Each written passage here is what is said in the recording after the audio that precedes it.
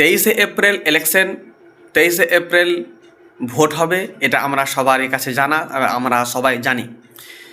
তাহলে গোয়ালপুকুর থানায়, উত্তর দিনাজপুর জেলার মধ্যে গোয়ালপুকুর থানাতে যতগুলো পার্টি রয়েছে সমস্ত পার্টির ক্যান্ডিডেট দাঁড়িয়েছেন। টিএমসি ক্যান্ডিডেট দাঁড়িয়েছেন, বিজেপি ক্যান্ডিডেট দাঁড়িয়েছেন, কংগ্রেস ক্যান্ডিডেট দাঁড়িয়েছেন এবং জেইউপি পার্টি থেকেও ক্যান্ডিডেট দাঁড়িয়েছেন।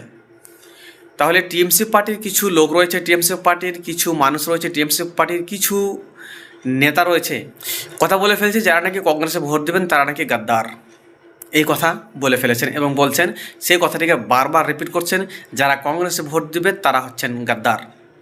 তাহলে গাদ্দারকে, এটা কিন্তু আমার বুঝে আসেনি, আমি কিন্তু বুঝতে পারলাম না যে গাদ্দারকে।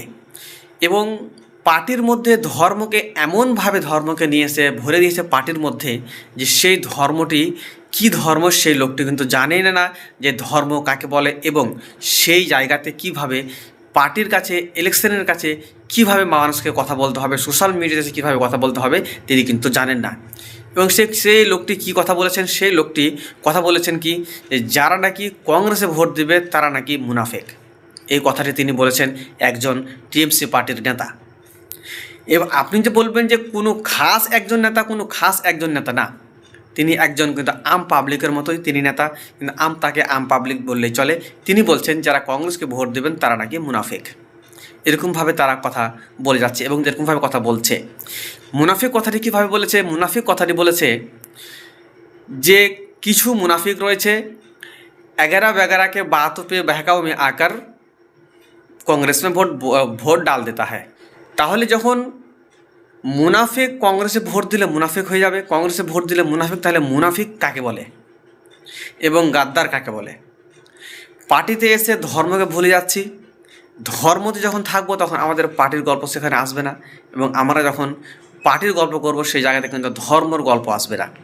এবং ধর্মর কথা বলতে গেলে আমাদেরকে পার্টি পরিস্থিতি আসতে হবে না। এবং মুনাফিক কাকে বলে যে সেই লোকটি কিন্তু জানেন না যে মুনাফিক কাকে বলে, উনি কিন্তু মুনাফিক বলে ফেলেছেন, কংগ্রেসকে ভোট দিলেই মুনাফিক। তাহলে মুনাফিক কী করে মুনাফিক আসে এবং মুনাফিক কাকে বলে সেই লোকটি জানেন না। আমি আমার ভিডিও বানানোর উদ্দেশ্য হচ্ছে এটাই যে পার্টি, অনেকগুলি পার্টি রয়েছে, টিএমসি পার্টি রয়েছে, কংগ্রেস পার্টি রয়েছে, বিজেপি পার্টি রয়েছে, জেইউপি পার্টি রয়েছে, সমস্ত পার্টি এখানে উত্তর দিনাজপুর জেলার গোয়ালপুকুর থানাতে, গোয়ালপুকুর বিধানসভাতে এই পার্টিগুলো দাঁড়িয়েছেন, ক্যান্ডিডেট দাঁড়িয়েছেন। তাহলে কে কাকে ভোট দেবেন সেটা আমার বিষয় না, আপনি কি করবেন, কাকে ভোট দেবেন সেটাও আমি জানি না।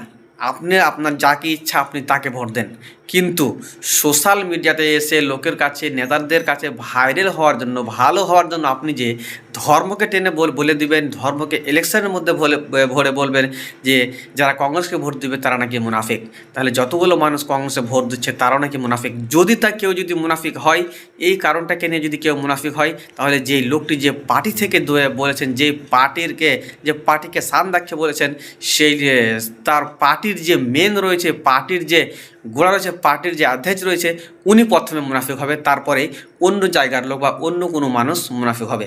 তাহলে এই বক্তব্যটা আমি বলতে আসিনি। আমার বক্তব্য হচ্ছে যে যেখানে ভোট দেবেন দেন, কিন্তু কেউ কাউকে ধর্মের মধ্যে টেনে ফালতু কথা বলবেন না।